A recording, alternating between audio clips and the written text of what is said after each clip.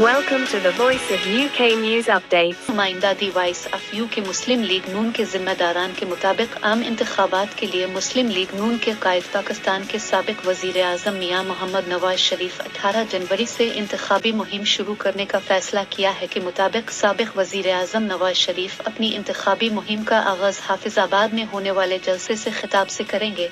اس دوران وہ معاشی روڈ میپ پر مشتمل انتخابی بیانیہ لے کر میدان میں اتریں گے۔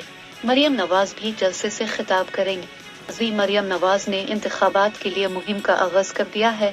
انہوں نے ایک روز قبل اوکارا میں منعقد ہونے والے جلسے میں شرکت کی۔